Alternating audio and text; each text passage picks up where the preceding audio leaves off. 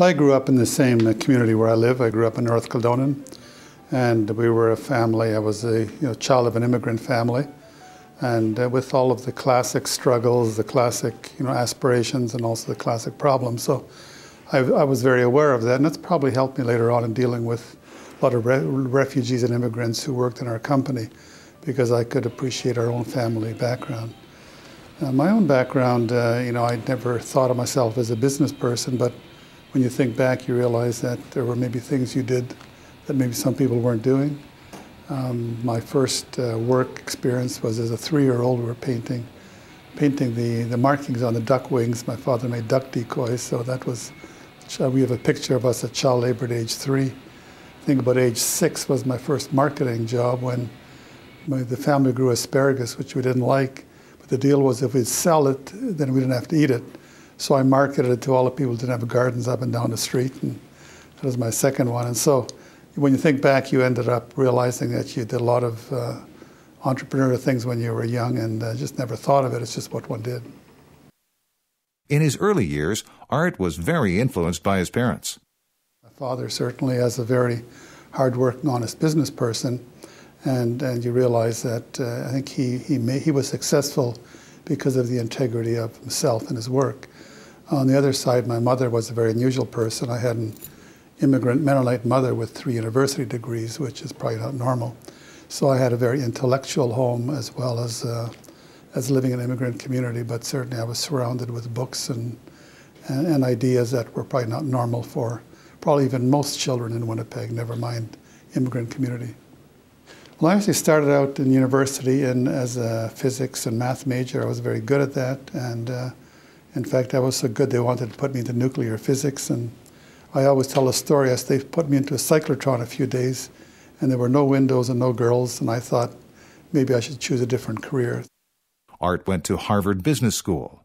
After graduation, he applied to be a diplomat with the Canadian government. He was accepted, but his activities in the U.S. changed his plans. Well, it was the 60s, and I was a pacifist and an activist, and it was the Goldwater campaign. It was the Vietnam War was just starting. I was in the early marches, and then of course the civil rights movement, and I was part of Selma Montgomery. And the accumulation of all these things and a few others did not amuse the FBI, and so they sent a report to Canada, which caused a career adjustment. Art returned home to join the family business, Palliser Furniture.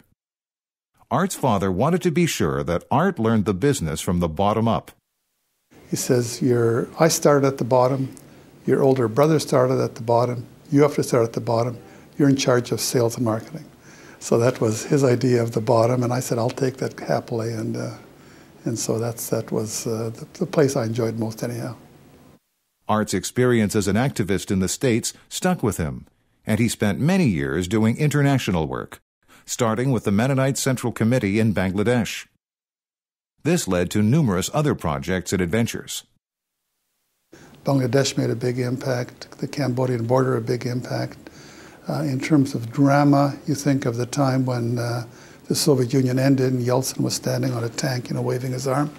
My wife and I were inside the barricades with him, so that was, you get these little more dramatic moments, and you get the programs that actually make a difference. So yes, all of these programs tended to be rather dramatic. Art became CEO of Palliser in 1984. In 1998, Art's vision guided him to make a bold business move. When a lot of the furniture industry decided to go to China, Art and Palliser had a lot of experience in China, but he made the decision back in mid-1990s that Mexico might be an alternative to China. And my view was that China in the long term will not need us. The Chinese will run their own business, which is what happened in our industry. The result was a famous business school case called Palliser Furniture, China versus Mexico. And most MBAs in Canada studied the case. How do you make a decision back in 1998 that Mexico might be a better place 20 years later? And so we made that bold move at that time. Now it's paying off in a big way, because now it's for the kind of business Palliser is, it's really the most advantageous place to manufacture for the North American marketplace. But Art's competition mindset was really about changing the rules and understanding what the competition is doing and how can I change the rules so that there's a new way of looking at that business. The same year Art spearheaded Palliser's move to Mexico, he also worked with Jim Carr at the Manitoba Business Council to help shape Manitoba's immigration policy. In 1998, when we began our advocacy for enhanced immigration to Manitoba, we were only bringing in 3,000 immigrants a year.